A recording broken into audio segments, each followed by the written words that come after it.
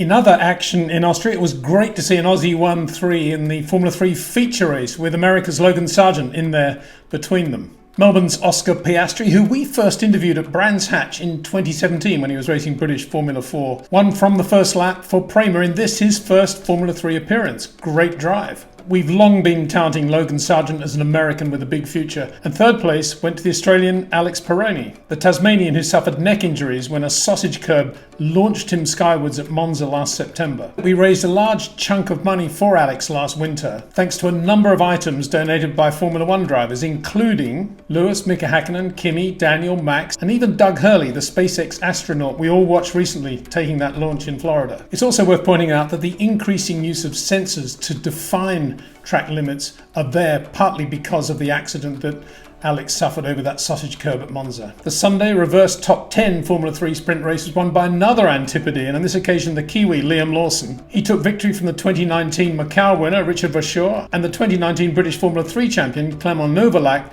finished a good third for Carlin. Some very quick drivers in an ultra-competitive Formula 3 season this year, well worth watching. The Formula 2 feature race resulted in a long overdue win for Callum Ilott, another Rob Wilson-trained driver who's also part of the Ferrari Driver Academy and thus drives for the all-conquering Prema team. Another New Zealander, Formula 2 rookie Marcus Armstrong, who we also interviewed recently on this channel, pushed him hard to finish second. And third was Robert Schwartzman, another graduate from Formula 3 and another driver with a lot of skill. Sunday's reverse top 7 Formula 2 sprint race, it's 10 in Formula 3 on Sunday, 7 in Formula 2, showed that finally the success of Felipe Drugovich in the Euro Formula Open Championship in 2018 was no fluke. He was brilliant on Sunday, he was quick all weekend. A very good second too was Louis Delatraz, another driver you need to watch. In other reflections from Austria, I think the consistent pace of the Racing Points confirms something we've been saying on this channel for a long time now, which is that this rule that every Formula 1 team has to design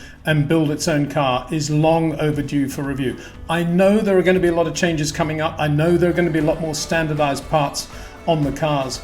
But what is the problem of going to customer cars? Scarbs, of course, has pointed out that the RP20 Racing Point, and here we should say that RP is not to be confused here with the RP Racing Preparations nomenclature that Bob King had on the Royales back in the 1970s. Some of you may remember those lovely racing cars. Indeed, it was a Royale that launched Tom Price on his racing career, that RP11, beautiful Formula 3 car. Anyway, getting back to the Racing Point Formula 1 cars of 2020. As Scarbs points out, it's aerodynamically based on the 2019 Mercedes, but a lot of the internal parts, and particularly the suspension parts, are all Racing Point. But I think you can look at that from the other end of the tunnel, which is to say that if it wasn't for the 2019 Mercedes, we wouldn't have a really competitive Racing Point RP20 in 2020. So to some extent, we're very near to having customer cars already. The Formula 1 teams at all costs want to protect their franchise, want to protect their slices of the cake, which is why they will never ever endorse the concept now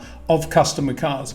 But I think we need to have a broader view of this. I think we need to think about the fans, the closer racing, and of course there would be some commercial benefits as well, even for the existing teams, because once they've finished with their car for that year, what happens to it? I mean, there's no doubt in my mind that the grid in Austria would be even more competitive if, for example, AlphaTauri were racing pure Red Bull chassis and, I don't know, Williams an even more closely defined Mercedes clone. So we are going to more standardized parts, but I say, why aren't we going to customer cars?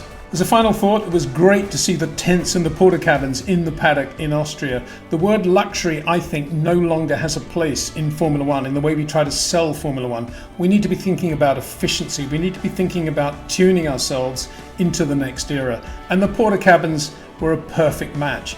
The big, nice, huge trucks were still there, a little bit back from the garages behind the tents, which the teams built. And the porta cabins did the job. If you're a sponsor going to a Formula 1 race and you come down from the paddock club, where it is luxurious, 5-star, whatever you want to call it, and you go down to, say, McLaren or Red Bull or wherever it is, or Ferrari, are you going to be disappointed if you're shaking hands with a Charles Leclerc or a Lewis Hamilton outside a porta cabin? Is it going to make any difference at all? They've got their 5-star stuff up in the paddock club. So in my view, the porta cabins are a nice nod to a more rational future in Formula 1.